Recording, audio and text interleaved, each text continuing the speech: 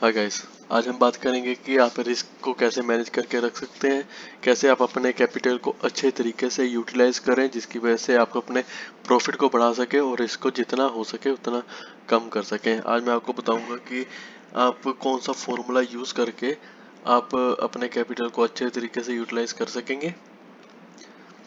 सबसे पहले आता है कि आपको मैक्स कितना लॉस लेना चाहिए, रिस्क कितना ले सकते हैं आप अपने टोटल कैपिटल का। आपको मैक्स 2% तक ले सकते हैं, 1 या 2% of your total trading capital. Let's suppose कि आपके पास $1000 है डीमेट अकाउंट में, आप उसमें मैक्स लॉस सिर्फ $20 ही ले सकते हैं। तो जिसकी वजह से ये होगा कि हाँ भी अगर आपका एक दो बार लॉस हो भी जाता है तो भी आप स्टिल आपकी साइकोलॉजी स्टेबल रहेगी, आप गलत ट्रेड नहीं लोगे, जिसकी वजह से आप रिवेंज ट्रेडिंग से बच सकते हो, ओवर ट्रेडिंग से भी बच सकते हो।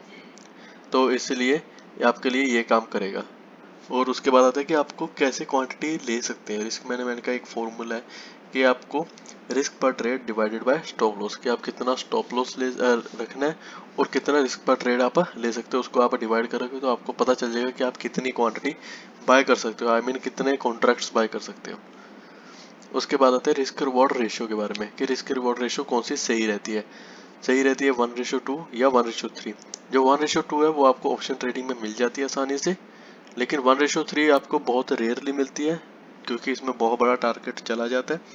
ये आपको ज़्यादातर फॉरेक्स में या फिर क्रिप्टो में मिल सकता है 1:3 का, लेकिन 1:2 का ऑप्शन ट्रेड में आपको मिल सकता है आसानी से। मान लो कि आपके पास जो ट्रेड लिया है आपने उसकी वर्थ है $500, आप उस पर लॉस ले सकते हो सिर्फ $50 का, लेकिन जो आपका टारगेट रहेगा वो रहेगा $100 या $150। इसी तरीके से अगर आप कंटिन्यू चलेंगे, अगर मान लो आपका 6 दिन लॉस भी हो रहा है और 4 दिन प्रॉफिट हो रहा है, स्टिल आप 10th डे को प्रॉफिट में रहेंगे।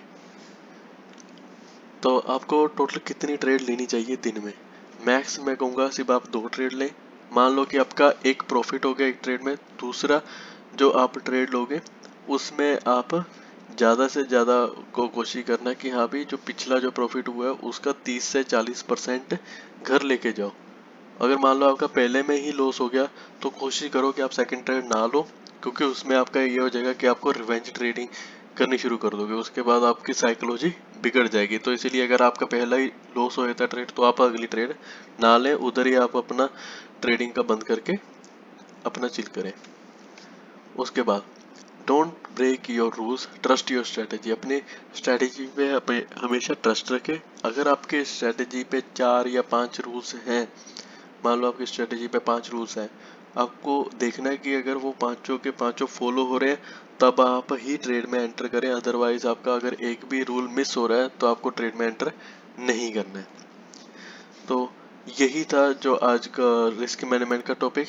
तो आप अगर ऐसे तरीके से रिस्क को मैनेज करके रखेंगे, आप अच्छा खासा प्रॉफिट कर पाएंगे। और इवन आप 60 आपकी स्ट्रेटेजी अगर मान लो 30 या 40% भी काम कर रही है, स्टिल आप रिस्क मैनेजमेंट लेके चलोगे तो आप प्रॉफिट में रहोगे। तो इसी तरह मेरे चैनल पे बने रहे for upcoming videos. Thank you so much. Don't forget to like, share and subscribe. Thank you so much.